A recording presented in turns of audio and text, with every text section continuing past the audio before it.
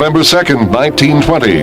At 8 o'clock in the evening in Pittsburgh, Pennsylvania, the first licensed commercial radio station in America, KDKA, began broadcasting using a 100-watt transmitter. Radio hobbyist Frank Conrad, an engineer at Westinghouse, stayed on the air past midnight, reporting incoming presidential election returns. This is KDKA of the Westinghouse Electric and Manufacturing Company in East Pittsburgh, Pennsylvania.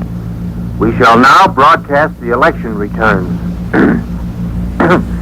We are receiving these returns through the cooperation and by special arrangements with the Pittsburgh Post and Sun.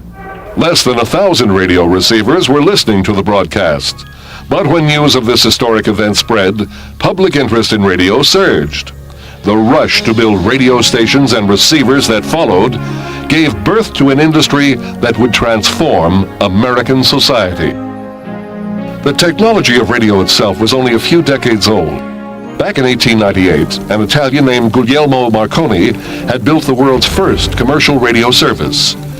Marconi erected a wireless telegraph transmitter on an island off the Irish coast. The transmitter used Morse code to broadcast news of incoming vessels to the mainland. Then, in 1901, Marconi succeeded in sending and receiving a Morse code signal across the Atlantic Ocean. Another significant breakthrough occurred in 1906 on the coast of Massachusetts. Here, American Reginald Fessenden transmitted the world's first radio broadcast. Fessenden sent voice and music to surprised wireless operators on ships and shore within a 15-mile area. Impressive as these achievements were, commercial radio broadcasting would not develop into an industry for another 14 years, due in part to technical limitations and a lack of funding. One impediment to the growth of radio broadcasting was that basic technology patents were held by different companies. This issue was resolved in 1919 with the creation of the Radio Corporation of America, or RCA, which pooled the fundamental radio patents of several large corporations. Also in 1919, radio hobbyist Frank Conrad began broadcasting out of his garage near Pittsburgh.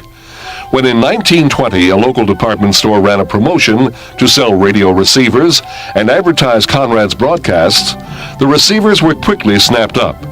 Conrad's employer, Westinghouse, soon offered to build Conrad a transmitter and station, and the first licensed commercial radio station, KDKA, was born. Soon, several more stations were up and running, from WJZ in Newark to KYW in Chicago. An early visionary in radio broadcasting was David Sarnoff, who in 1916 proposed selling what he called radio music boxes. But his proposal was ignored. Sarnoff later became general manager of RCA Broadcasting and launched WJY in New York. On July 2, 1921, Sarnoff's WJY broadcast the Dempsey versus Carpentier boxing match to an estimated audience of hundreds of thousands of listeners. Network broadcasting, where one station would offer programming to other stations across the country, soon began, as did on-air commercials. Early radio stations were all licensed by the government to transmit on one frequency, 833.3 kilohertz. As a result, stations in the same region would sometimes try to overpower one another, using greater signal strength. Congress finally moved to end the chaos when it passed the Radio Act of 1927, which created a Federal Radio Commission to assign frequencies and regulate the industry. The Radio Act also stated that stations did not own the frequencies they broadcast on because the airwaves belonged ultimately to the people. Early radio programming was dominated by music and also included drama, comedy, and variety shows. Over the years, radio continued to grow at an amazing pace. In 1930, 12 million homes had radio receivers, but by the end of the decade, 30 million homes had radio receivers. During the 1930s, news became an important part of radio programming. Hot off the wires of United Press. Washington. The United States Supreme Court today handed down its long-awaited decision on the... Live broadcasts enabled millions of people to hear major events as they happened. Events such as the Lindbergh baby kidnapping trial. Hello, everybody. We're speaking to you now from the General Store in Hopewell, New Jersey, the improvised press headquarters during the Lindbergh case. We have here a flash which reads as follows.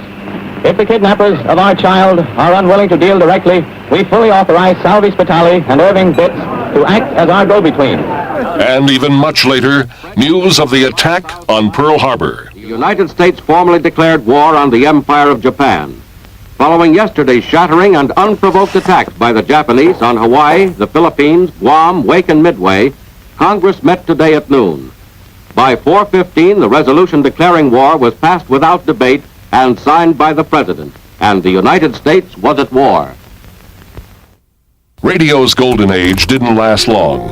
Starting in the late 1940s, television began to appear, and radio lost audience and advertisers to this new medium.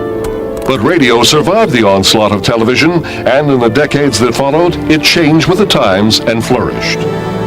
Since its inception, radio has proven to be a powerful and enduring communications medium, one that has had a profound and lasting impact on the history of the 20th century.